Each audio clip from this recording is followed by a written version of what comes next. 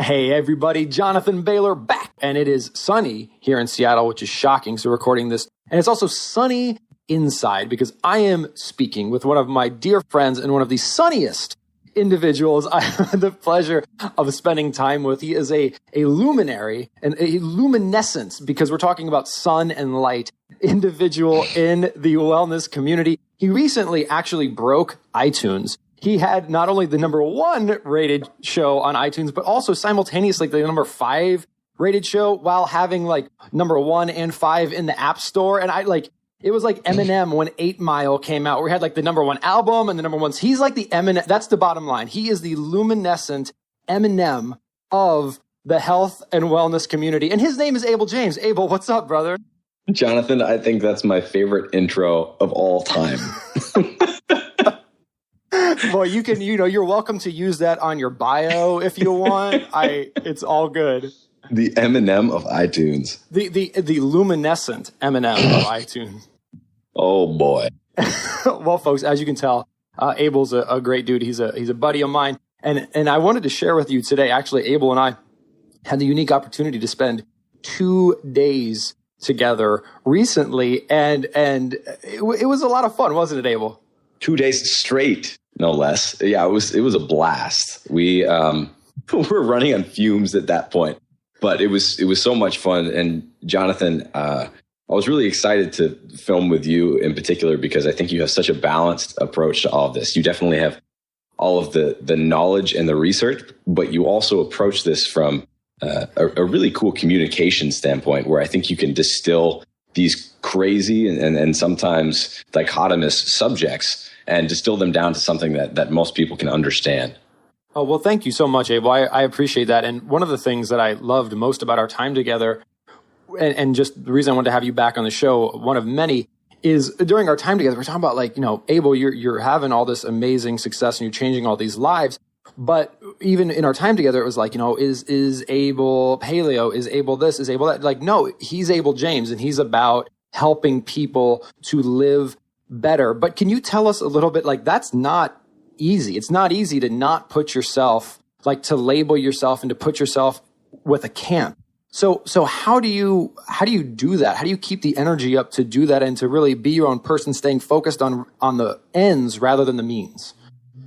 I think it's all about the process. It's not about this wild intervention that you do with yourself from time to time, going 100% paleo and then cheating a while and then, trying another version of a similar diet, or, following another guru in the same space and doing what they say to do, which is probably eating beans on only Tuesdays or something crazy like that. It's all about finding peace within your own process and understanding the diet that works best for you. And Jonathan, we talked about this a lot when you were at the house, in terms of what you're eating every day. That's different from what I'm eating every day, not just because of a difference in philosophy necessarily or at all, but because we like different things. We travel in a slightly different way to different places, and we have completely unique favorite foods and dislikes of food. So it's all about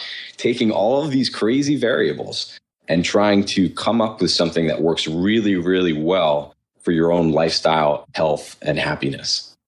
I love that radical, and it's not even a really radical customization. Let's call it common sense customization. I mean, there is no one outfit that looks best on everyone that they should wear all the time. It totally depends on circumstance. And I love what you said too about this, not doing this extreme diet for 6 days and then having to do something else some other day. And I think you and Allison really embodied that, because it seemed like you had achieved what I refer to as nutritional serenity, where you just eat. You just eat. It's not like there's this thing as a cheat day, because there's no need to cheat, because what you're doing doesn't feel like a deprivation. Yeah. So you're just living your life, and you're focused on living your life rather than monitoring and counting and blah, blah, blah, what you're putting in your mouth.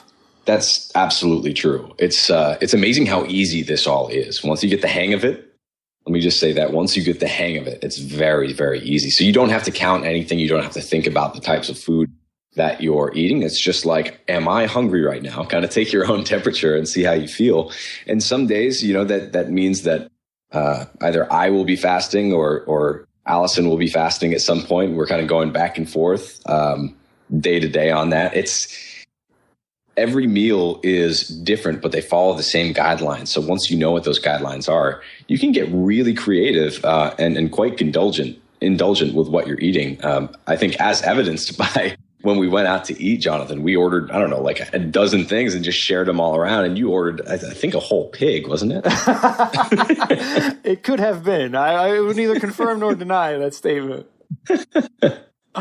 No, it's true, Abel. And do you think I think maybe some of the reason there might be, confusion might be the wrong word, but do you think there's a difference in your approach to eating and exercise? Because there's two distinct goals. There's a goal of looking like a fit individual, not becoming diabetic.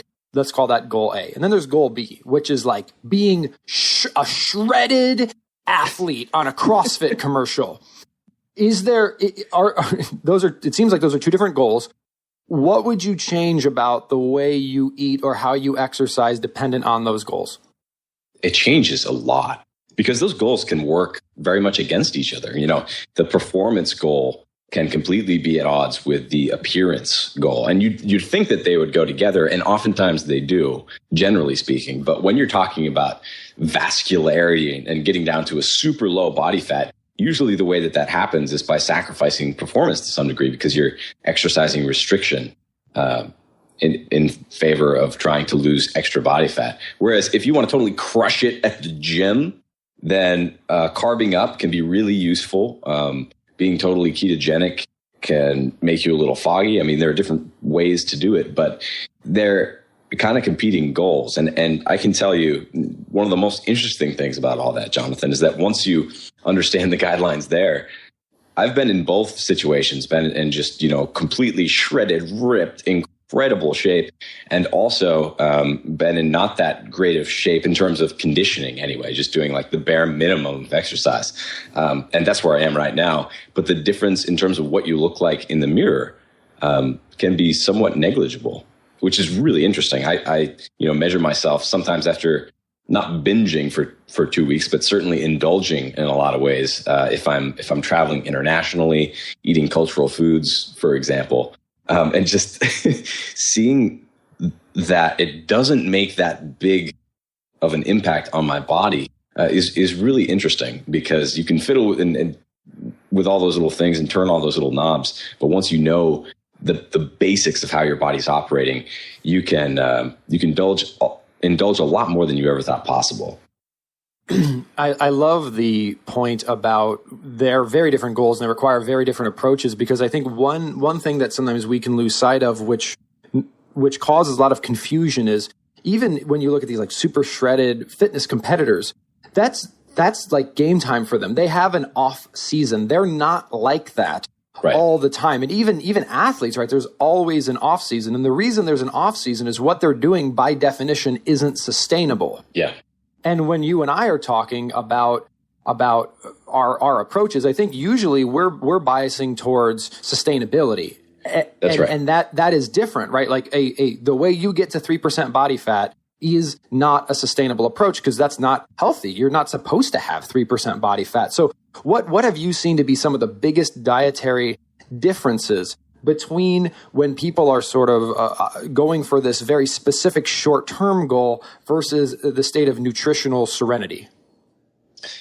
That is a great question, and one that I think most people don't think about enough. But I've really been on both sides of that. I've run marathons often, 50 plus miles a week for a while. I was doing that, and I could get away with eating almost anything because of the sheer amount of effort I was putting out, and my particular body type makes it so that it just kind of burns all of the muscle off of me, and I can burn a lot of carbs that way. And you can get fast, but you're also you're kind of drawing a debt from your body's own perspective. Yes, you can be performing at a high level, but at the same time, you're aging more quickly and you're risking injury, and especially repetitive type injuries. You can be burning up your joints. So a lot of the people who are super high performers, especially at a younger age, are certainly not later in life. So you're drawing that debt. And if you draw too much, all of a sudden you're looking at the average lifespan of an NFL player, for instance, being like 51 years old, despite them being in incredible shape for the majority of their lives. You're burning through all sorts of different things, some that we can measure and some that we can't. And so it's all about finding that balance. And I think a lot of people want to be, they assume that if you look fit, then you have to have that sort of dedication to exercising 3 hours a day and being a high performance athlete. But actually, that's not the case. Most of us used to be quite slim and beautiful just naturally because that's what our bodies want to be. And so when you learn how to eat effectively, and especially eating effectively for that lifestyle, which tends to be lowish carb compared to someone who's doing high performance training, once you understand that, it can be pretty easy to do it for a lifetime. And when you want to scale that performance back up, if I'm going to do 8 hours of Krav Maga tomorrow, then you bet I'm going to be eating a couple of sweet potatoes. But because I haven't really been exercising in a few weeks, to be quite honest, I'm certainly not carving it up right now.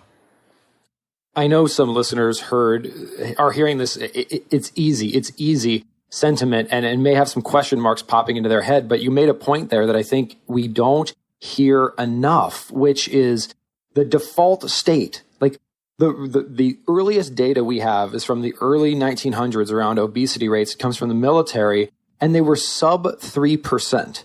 And wow. Anytime we if you just look back in history, actually the obesity and being overweight was just like this.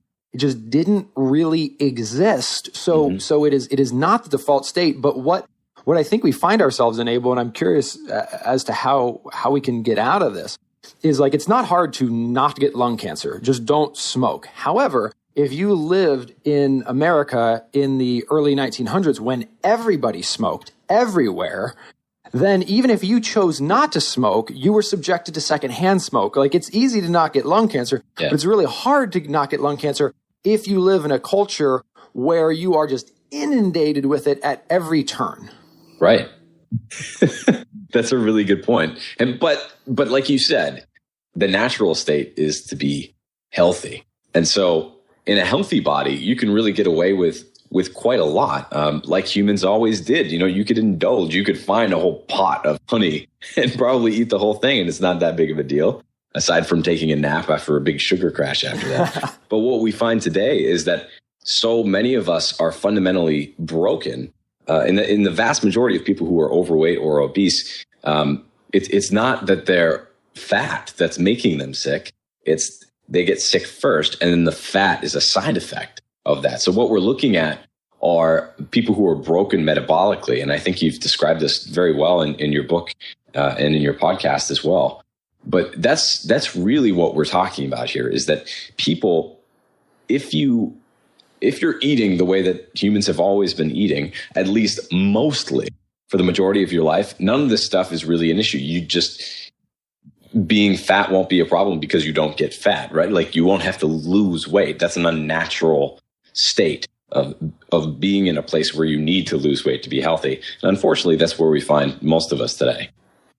And this idea, Abel, about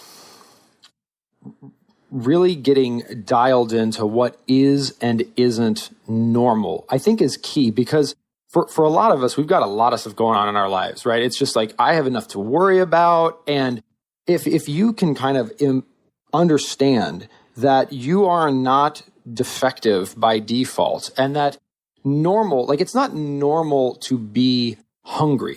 Calories are not something to be avoided.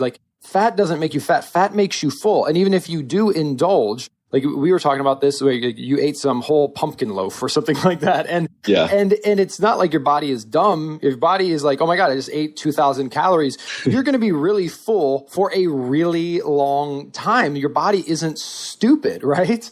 Yeah. Well, unless you're doing things to trick it and break it. So if you eat 2,000 calories of Oreos, you probably might, or you go and get Chinese food, right? The junky flash fried Chinese food that's mostly fried rice or whatever from college. You're definitely hungry an hour later, but it's not because you didn't eat enough. It's because your body is totally jacked up now as a direct result of consuming MSG and mostly high glycemic carbs, which just affects your brain in all sorts of negative ways. But isn't that in and of itself, Abel, like that point you just made about how you can eat food and not be satisfied? Like that in and of itself just seems so crazy. I mean, like the whole point of food, like the reason we eat is to fulfill a need. But what we're eating today is not only not fulfilling that need, but in many cases, it's making it worse. Like it's making us hungrier. Yeah. And what people are doing is they're paying more to get on purpose less food. So when you look at those like 100-calorie packs, I mean, it's every marketer's dream or every supply chain manager or what have you, because it's you're aiming, if you're following this whole calorie type deal, what you're aiming to do is get less and less food for the same price, or sometimes even more. What we recommend is the exact opposite of that. If you're going to eat something, it should fill you up. That's the whole point of eating food. You're not eating food and trying to get nothing from it. It's such a bizarre concept that I think a lot of people haven't really stared down in the face yet because it's not glaringly obvious. But man, when you take a step back and you look at what most people are doing, it's pretty sad. You're getting less and less food on purpose because supposedly that's supposed to keep you slim in some way or another. Well, and to your point earlier, Abel, about you're building up this debt with some of this physical approach you could take, or you're building up a debt not only just from a hunger perspective. I mean, you can't just not sleep. Like that is going to catch up with you. You can't just not go to the bathroom. It's going to catch up with you. You can't just not eat. It will catch up with you. But we often also forget of the emotional aspects. Like there's so much, and you cover this so well. There's so much of an emotional side to eating, and to continuously be racking up the debt of there's a reason foods taste good. I mean, like it seems like we're going to talk about like default states. It seems like feeling full and enjoying eating is the default state of a human. But what are we told to do today is to like fear food and to constantly be hungry. That's ridiculous. And trick your body by eating food, right? There's this undercurrent of trying to confuse your body into being able to have your cake and eat it too. I would argue, though, that we need to simplify a bit more and just look back to some of the generations that came before us. It was part of being satiated, part of being full at the end of a meal was having experienced that meal. It's taking the time to savor. If you're going to eat a little piece of chocolate, then you shouldn't just scarf it down, like a dog might. You should enjoy every bit of that. And in that enjoyment, you're actually telling your brain that this is incredible, this is nutrient dense, this is something that you love. And it tends to fill you up much more quickly if you are taking the time to acknowledge that what you're eating is delicious, which most of the time, or hopefully all of the time, it is. Abel, it's spot on from a common sense perspective, and it's also been proven from a scientific perspective. There's been these really cool studies done where they would take soup and pastries or just various types of things, and they would present participants with a version which the fat or the savory element was visible. So and then they provided people with a version of that same food, again, isocaloric, meaning they had the same number of calories, but one didn't look decadent and the other one looked decadent. And consistently, the one that looked decadent, people felt more satiated. They sometimes didn't even finish it because they were like, oh, I could only eat half of that. But when it looked, and when you think about our culture, like some of these most toxic substances, they don't even look good. They look like garbage. Yeah. I mean, just look at like a tray of nachos. that looks the same way coming up as it does going down and vice versa. It's not a real pretty picture. No, I love that. I love the idea of savoring your foods and feeling conscious. Well, Abel, you mentioned to me before the show that you celebrated your holiday a little bit early this year. And I'm curious, how did you navigate the dietary landscape over the holidays? Because that can sometimes get a little dicey. We made lots of sweets ourselves. That's the real trick, because you can have your cake and eat it too if you make the cake. But yeah, unfortunately, you're surrounded by so many sweets. But I've been doing this for long enough that they don't taste good anymore. For the most part, they're just too sweet.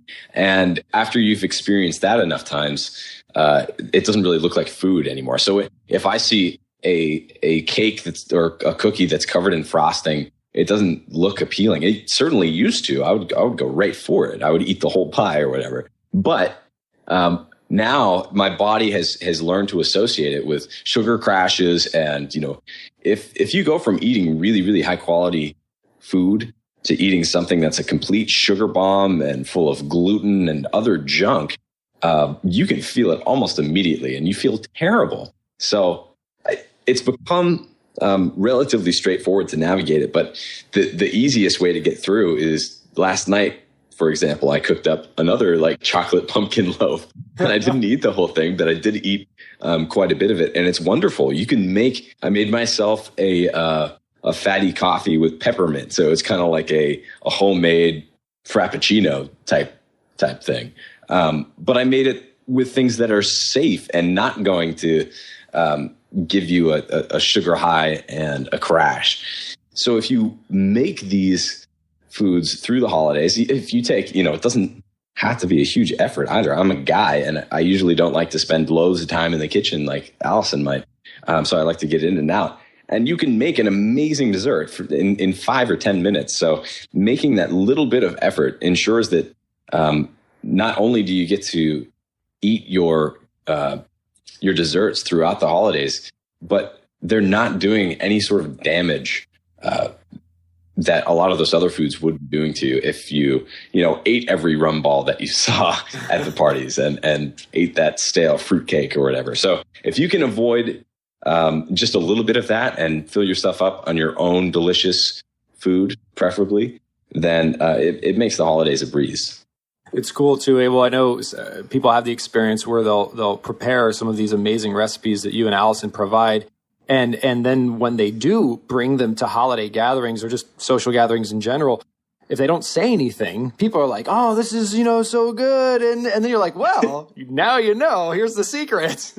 Yeah, and that can backfire too. I remember Allison was serving one of her desserts to a bunch of teenagers, and as they were eating it, she mentioned that there was zucchini in it because it was like a cobbler and it tasted like apple. It was amazingly good. But she said, "Oh yeah, there are vegetables in there," and they're like, "Oh, this is gross now."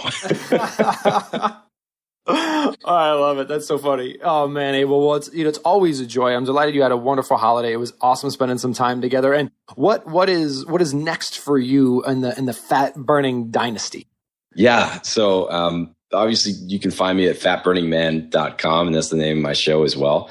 We just launched Fat Burning Chef, which is basically the top cooks and friends and bloggers in paleo and beyond get together and put all of our favorite recipes in one place. So that's at fatburningchef.com. And then Jonathan, we have that epically new school fat loss masterclass, which is basically 8+ hours of video explaining how you can live your life and be lean and happy forever. It is possible. And I'm really excited about it because it's something that's so new and so different. And as you well know, Jonathan, we're getting into video a lot more in 2014, and I can't wait to hear what people think of Fat Loss Masterclass. I love it. So just give us both those URLs one more time, Abel. All right. So I'm at fatburningman.com, and you can certainly find everything through there. And fatlossmasterclass.com is where you can find the video course, the home study course with Jonathan and myself. I love it. Well, Abel, it is always a pleasure. I wish you all the best in 2014. It will certainly be an epic year. Thanks so much, Jonathan. Have a good one, brother. You too. Listeners, I hope you enjoyed this wonderful conversation as much as I did. Again, our guest is the amazing Abel James, which if you're one of the 5 people that don't subscribe to his podcast on iTunes, go ahead and check it out because it is wonderful. And then, of course, he and I are collaborating on this cool thing called Fat Loss Masterclass, which you can check out online as well. And remember, this week and every week after, eat smarter, exercise smarter, and live better. Chat with you soon.